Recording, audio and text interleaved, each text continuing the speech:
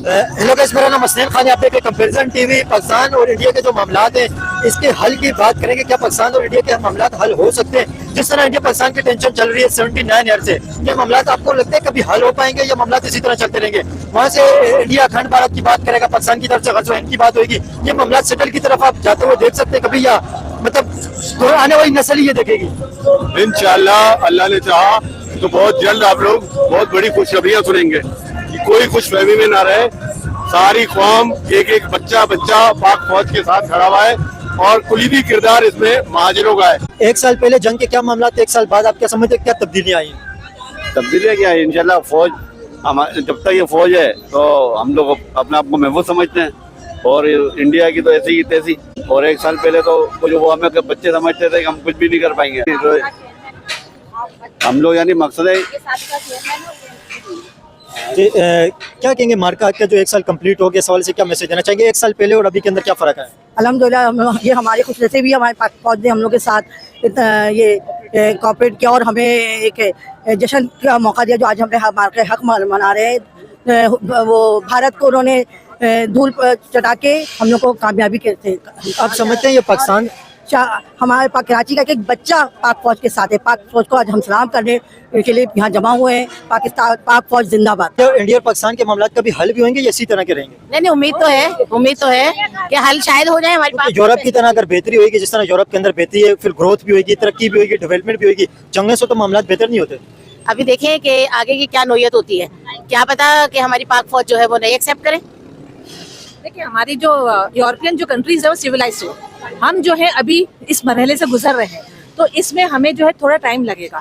हमारा है तरक्की पजीर मुल्क, वो है तरक्की याफ्ता, तो उस तरफ जाते जाते हमें थोड़ा टाइम लगेगा, लेकिन इंशाअल्लाह ताला वजूहात क्या समझते हैं जिसकी वजह से ये मामला बेहतर नहीं हो रहे? जी, वजूहात जो है, एक तो टैक्सेस का है कि हमसे टैक्सेस तो लिए जाते हैं, लेकिन हमें नहीं पता कि वो सही यूज़ हो रहे हैं या नहीं। वहाँ पे जो है सख्ती बहुत है, क्योंकि मैं खुद यूरोप जाती आती रहती हूँ, मेरा अपना बिजनेस है वहाँ पर। जी जी। तो वहाँ पे रूल रेगुलेशन किस तरह का, पाकिस्तान इंडिया के अंदर किस तरह के, क्या फर्क आपने देखे?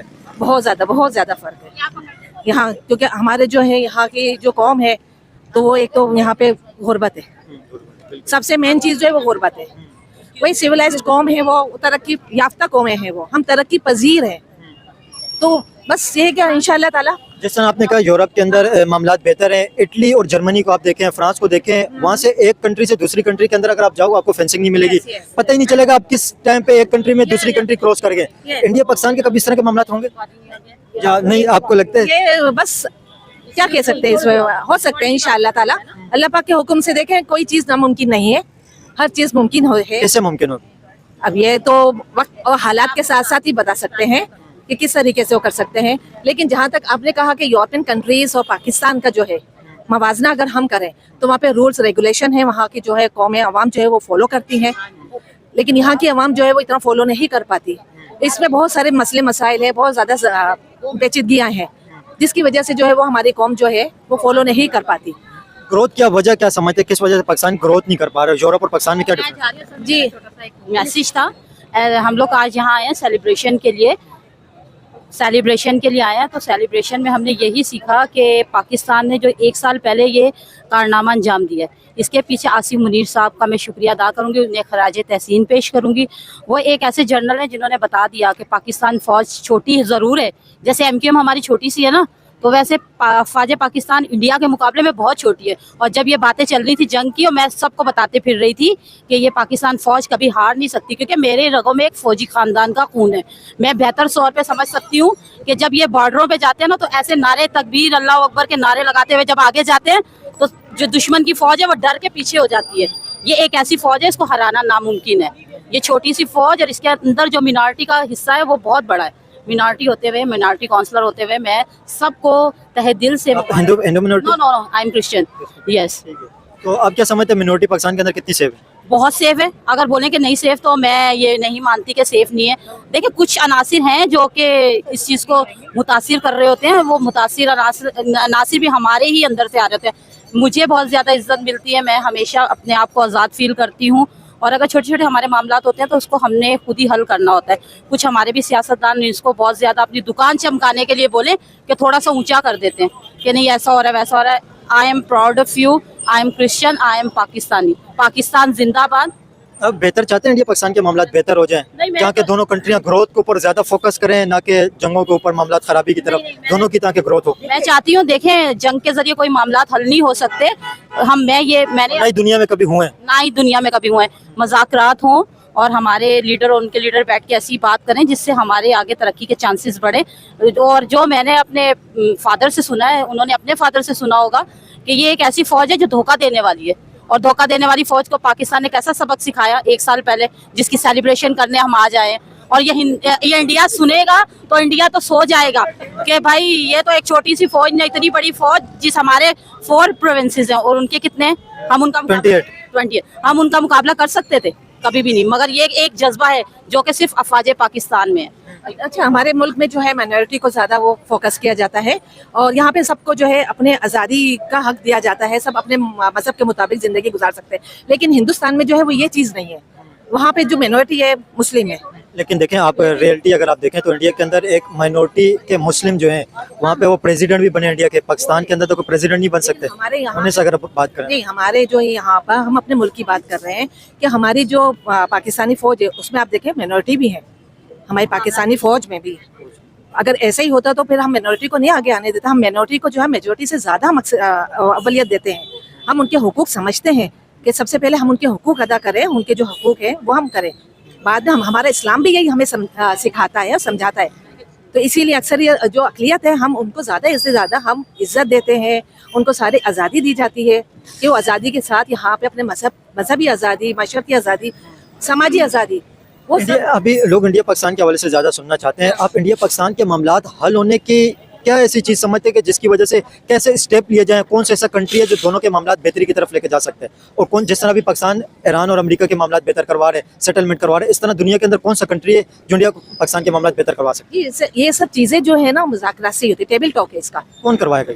अब ये तो देखे ना, हर मुल्क जो है वो अपनी अपनी रिस्पॉन्सिबिलिटी समझे। ये पाकिस्तान हमारे जो है, हम जो है वो अमन के ख्वाह हैं। पाकिस्तानी अफवाज जो है वो अमन के ख्वाह है। इंडिया भी इसी तरह कहते हैं कि हम भी अमन ख्वाह हैं। इंडिया की तरफ से भी तो अमन की बात आपको देखते हैं कि हम पाकिस्तानी अफवाज, पाकिस्तानी कौम जो है अमन के ख्वाह है, ना कि जंग के। तो हर काम, हर मामला जो है वो टेबल टॉक के जरिए हल किया जा सकता है। और इंशाअल्लाह ताला हमारी तो यही दुआ है कि दुनिया में जंग ना हो, सब अमन से रहें, आश्ती के साथ रहें, और इस दुनिया को जो है वो ग्रोथ करें। जो हमारी न्यू जनरेशन है उनको एक नया पाकिस्तान मिले जो तरक्की कर रहा हो, ना कि हम जंगों के मामलात में पड़े।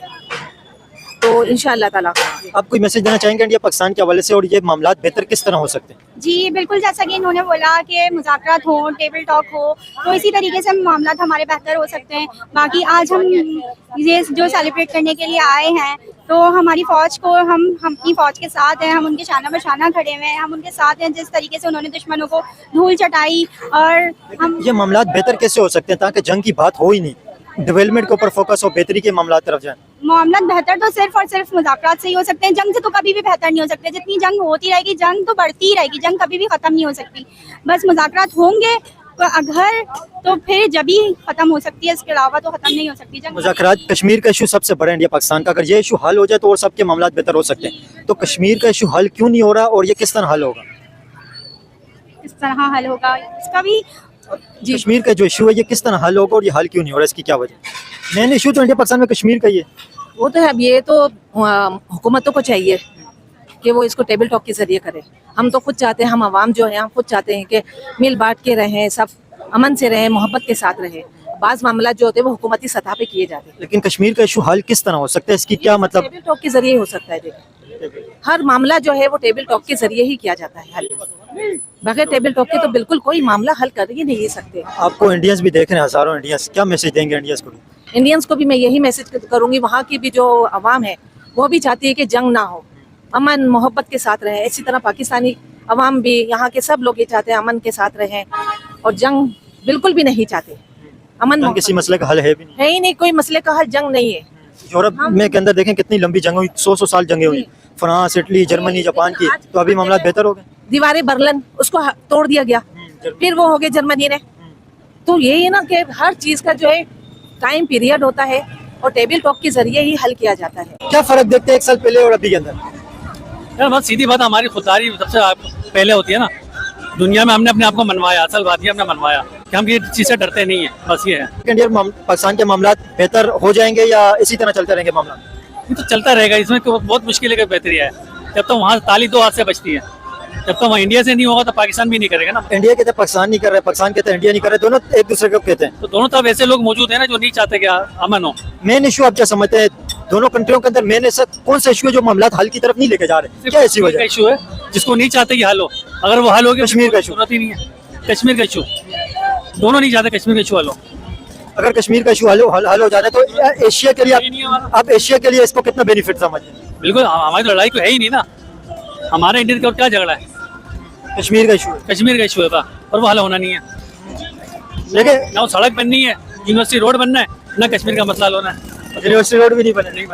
लेकिन यूनिवर्सिटी रोड तो देखे 5 साल बाद 10 साल बाद जिस तरह लोग वहाँ पे जलील होते हैं, हो सकता है बन नहीं जाए। लेकिन कश्मीर का इशू जिस तरह का है ये तो नामुमकिन की तरफ नजर आ रहा है, क्योंकि इंडिया कहते हैं हमें दो, पाकिस्तान कहते हैं हमें दो, तो जाहिर है दोनों के पास एटॉमिक बम है। ये पावर की लड़ाई है। घर बैठे हुए पाकिस्तान नहीं मिला, कुर्बानियां दी हैं, ट्रेनें की ट्रेनें कटी हैं, उसके बाद हमें ये मुल्क मिला है और इसकी हिफाजत करना भी हम जानते हैं और इसके फौज का साथ देना भी हम जानते हैं। फौज ने हमें मैसेज दिया है कि कराची वाले भारत से खुद निपट लेंगे, तो अब तैयारी हमने करके रखी हुई है। हम तो कह रहे हैं आओ बिस्मिल्लाह, हम तैयार हैं और इंशाल्लाह आप लोगों को बहुत जल्द बहुत बड़ी खुशखबरी मिलने वाली है। अब क्या समझते हैं पाकिस्तान और इंडिया के मामला जिस तरफ जा रहे हैं, हमेशा जंग की बात होती है, मामला आपको लगता है कभी हल भी होंगे या इसी तरह कंटिन्यू रहेंगे? इंशाल्लाह हम जंग करते तो इंशाल्लाह पाकिस्तान से इंडिया के साथ, अगर इंडिया चाहता है जंग करना तो वो पहले भी जंग कर चुका है और आपने देखा, सबने देखा है, पूरी दुनिया ने देखा है।